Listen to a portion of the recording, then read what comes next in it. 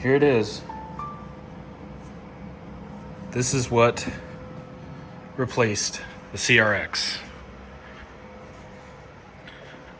Kind of unexpected. I'm not a German car guy. Definitely a JDM fanboy, but I drove one of these the other day, specifically my aunt's, and she wouldn't sell it to me.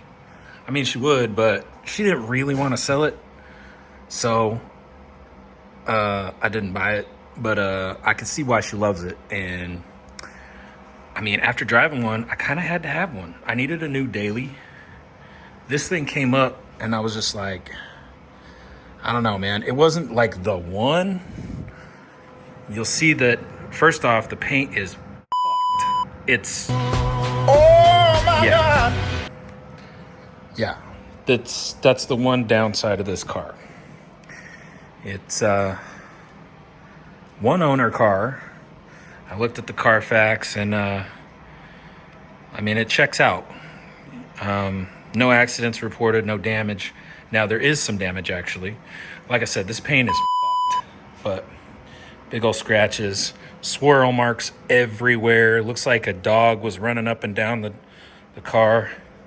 There's a big gouge in the rocker here. So, not perfect.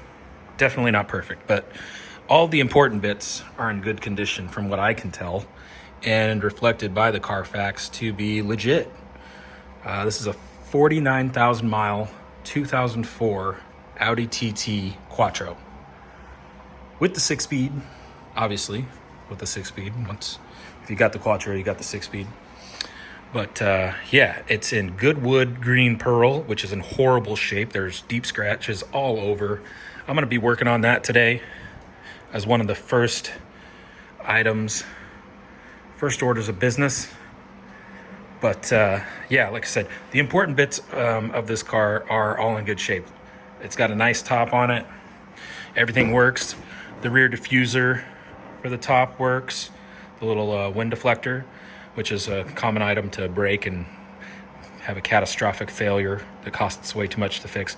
The top motor works, everything, all the sensors work.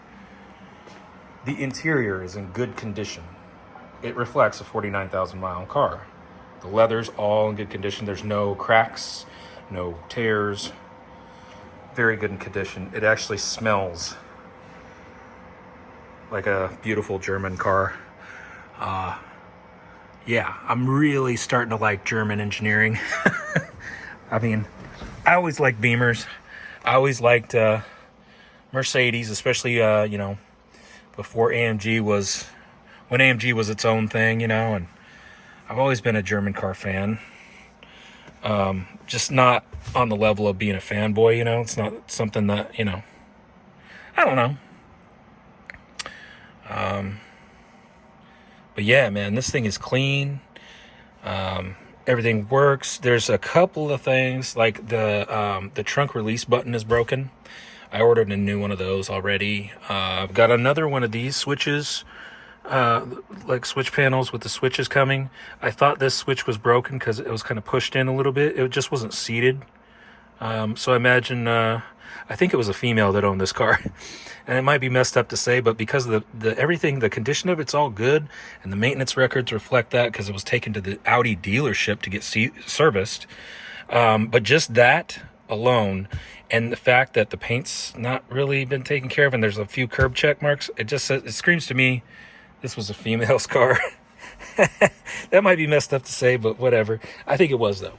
And that makes sense, you know, because it is kind of a hairdresser's car, right? And that's why I dismissed this for 20 years. I never actually looked at one of these and never really liked it, but it grew on me quickly, especially after driving it. Anyway, so back to this, though. One thing I thought about this being a female's car, as she obviously had a dog, too, that liked to jump all over everything. And I think the dog jumped on this. This is just my theory. And pushed his little paw right there and pushed that switch down in an effort to get back here where it liked to ride, because there's lots of dog hair back there that I have to clean that I didn't notice at first.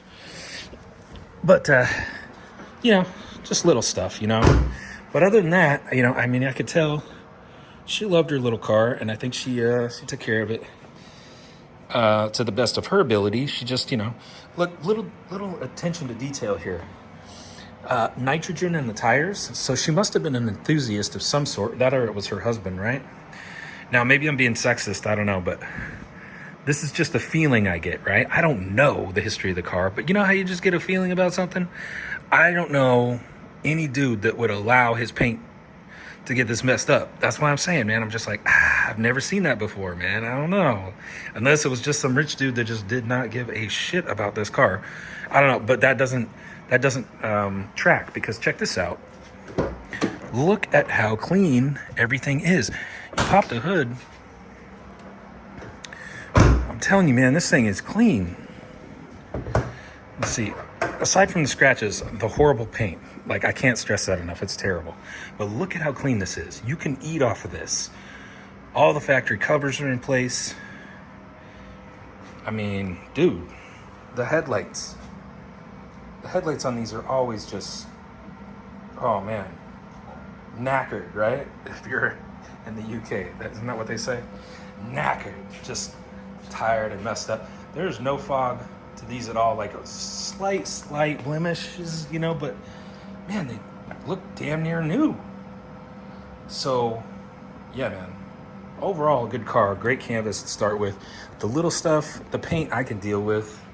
I'll work on that myself, for the price I got it for, which was pretty good. It was top of Blue Book, I'm not gonna lie, but you're not gonna find another one with this mileage in this condition. Ignore the paint. For what I got it for. So I feel like I got a good deal. Man, it drives nice, and I don't regret it. I'm having so much fun driving this thing. Yeah, they're dope. This is if you didn't know, they made them in two different models. Basically the same engine with different components.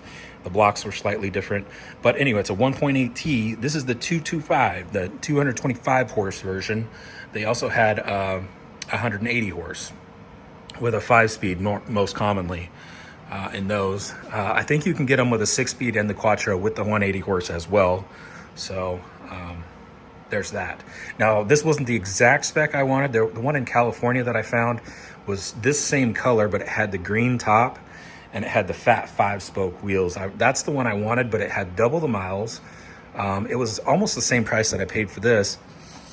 And it was in California. I'd have to have it shipped down here, or I'd have to go and get it. And who knows the real condition of that thing. I mean, although I checked out the Carfax and stuff, but it just would have been a lot more work. And this one was pretty much local in the state. So I was like, you know what? Why not? Why not? So yeah, man, in case you're wondering what we're doing after the CRX, this is it. And I'm loving it. It's a different class of car, man. It's definitely a more refined driving experience. I'll admit that, but it's also newer, and it was quite a bit more expensive when new to get your hands on one of these than a Honda CRX or equivalent. So different class of car, but I'm really enjoying it, and I look forward to posting more content with this. Today I'm going to be just working on the paint. I'm going to see what buffs out and what doesn't. I'm not real optimistic about that. I may have to wrap this or get it repainted. I don't know. I haven't decided what I'm going to do. I may repaint it myself, and I'm not a painter, so we'll see. For the price I got it for and for what I'm going to use it for, I mean, I got options. Let's just say that. But yeah, man, I'm really enjoying it. Go out and drive one of these. If you think I'm full of it and you think that this is still a hairdresser's car and that you wouldn't enjoy it, go drive one and then tell me you don't like it. Like, I dare you to tell me you don't like it. So, yeah. I mean, maybe I'm converting over to like a German car enthusiast. I don't know. But yeah, in typical fashion, too, I've heard horror stories about these cars where they can be a nightmare. They can cost a lot of money. There are a few things that need to be addressed right away. I did get a code already for possibly a engine coolant temp sensor, which is pretty common for these to fail. I'm going to replace that today. Also, while I'm working on the paint, just another little thing I'm doing today. But yeah, it had the symptoms of a kind of a hard start after warming up. And that makes sense because the temp gauge wasn't moving from its cold position throughout the day. So When I replaced that, it was like a $15 part, I think, $18, something like that. So yeah, but pretty cool. I'm impressed with the quality of it so far, and it's just a special little car, man. And I have a thing for little cars, if you didn't notice. I also had a Fiat 500 at one point in time. For those that know me, they'll remember that car. But yeah, drive a small car, drive a small turbocharged car, and tell me you don't like it. Drive one of these, tell me you don't like it. I won't believe you. It's so far so good, so fun, and I'll keep you guys posted on the things I'm going to be doing. But yeah, I just wanted to introduce you to this in this short video, which is already 11 minutes long, which is crazy. But yeah, see you in the next one.